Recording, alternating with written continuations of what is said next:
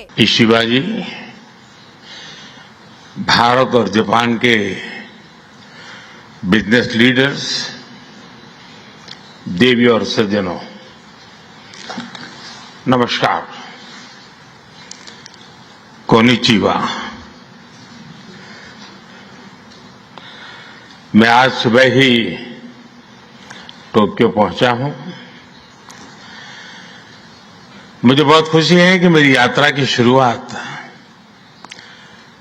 Business जगत के दिग्गजों के साथ हो रही है और उसमें से आपसे बहुत लोग हैं जिनसे मेरा व्यक्तिगत परिचय रहा है। जब मैं गुजरात में था तब भी और गुजरात से दिल्ली आया तो तब भी आप में से कई लोगों से बहुत ही निकट परिचय मेरा रहा है और मुझे खुशी है कि आज सबसे मुझे मिलने का अवसर मिला है। मैं प्रधानमंत्री इशिबा का विशेष रूप से आभार व्यक्त करता हूं कि वे इस फोरम से जुड़े हैं। उनके बहुमूल्य वक्तव्य के लिए मैं उनका अभिनंदन करता हूं। साथियों, भारत की विकास यात्रा में जापान हमेशा एक अहम पार्टनर रहा है। मेट्रो से लेकर मैन्युफैक्चरिंग तक, सेमीकंडक्टर से लेकर स्टार्टअप्स तक, हर क्षेत्र में हमारी साझेदारी आपसी विश्वास का प्रतीक बनी है।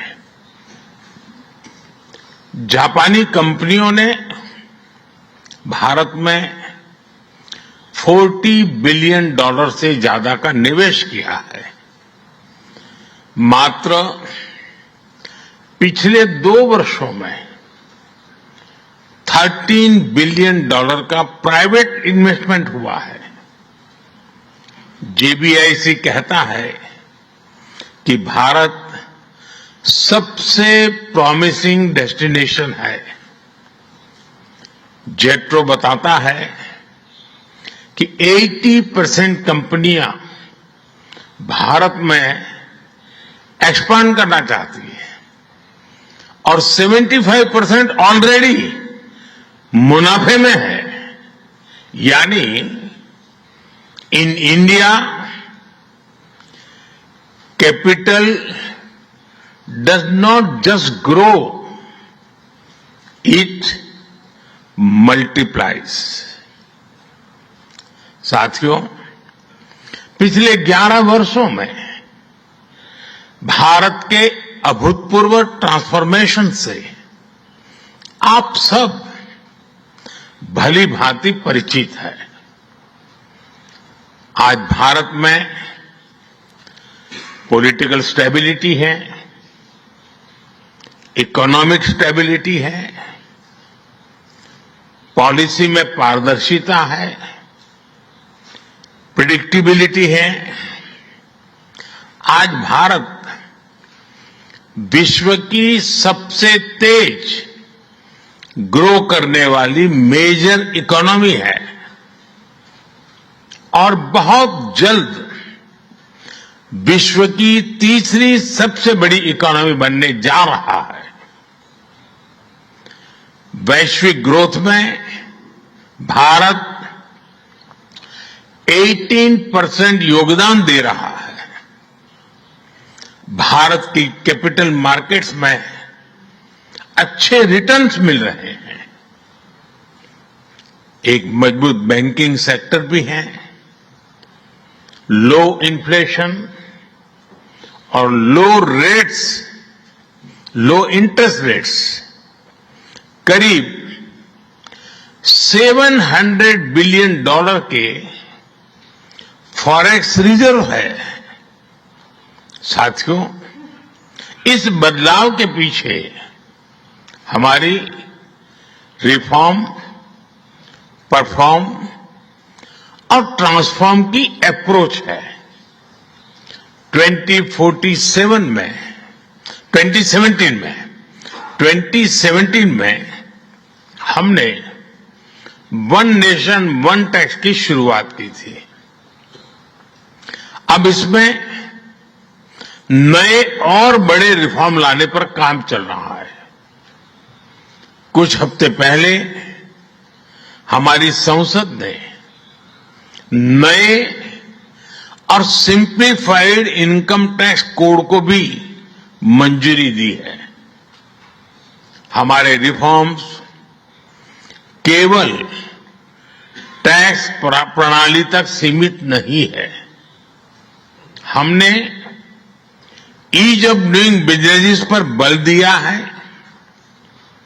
बिजनेस के लिए सिंगल डिजिटल विंडो अप्रूवल की व्यवस्था की है। हमने 45,000 कंप्लायंसेस रेशनलाइज किए हैं। इस प्रक्रिया को गति देने के लिए डीरेगुलेशन पर एक उच्च स्तरीय कमेटी बनाई गई है। डिफेंस और स्पेस जैसे सेंसिटिव क्षेत्रों को प्राइवेट सेक्टर के लिए खोल दिया गया है। अब हम न्यूक्लियर एनर्जी सेक्टर को भी खोल रहे हैं।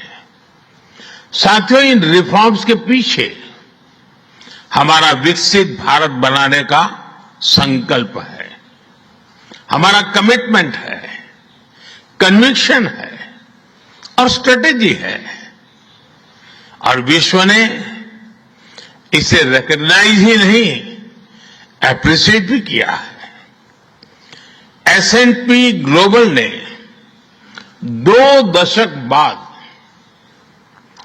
भारत के क्रेडिट रेटिंग अपग्रेड किए हैं। The world is not just watching India, it is counting on India. साथियों, अभी भारत जापान बिजनेस फोरम की रिपोर्ट प्रस्तुत की गई। कंपनियों के बीच हुई बिजनेस डील्स, इसका बड़ा विस्तार से वर्णन दिया गया।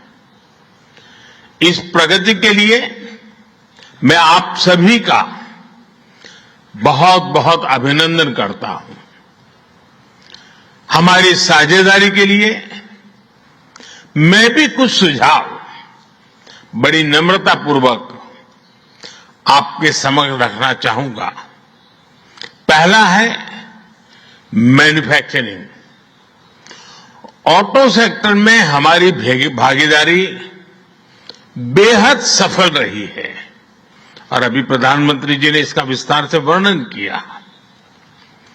हम साथ मिलकर वही magic batteries, robotics, semiconductor, ship building और न्यूक्लियर एनर्जी में भी दोहरा सकते हैं।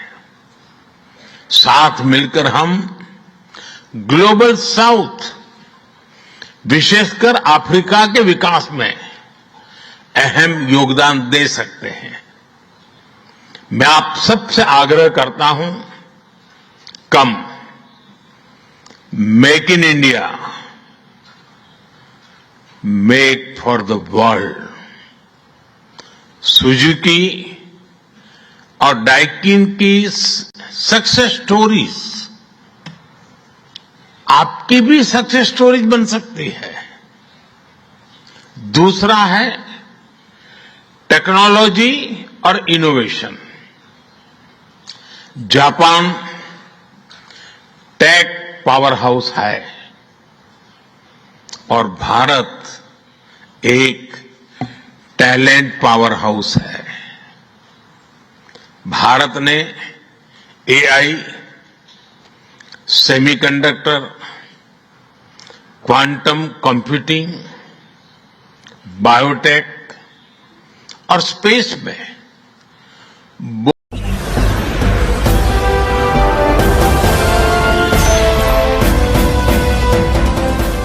देख रहे हैं लाइव न्यूज 19 99 राष्ट्र सबसे पहले।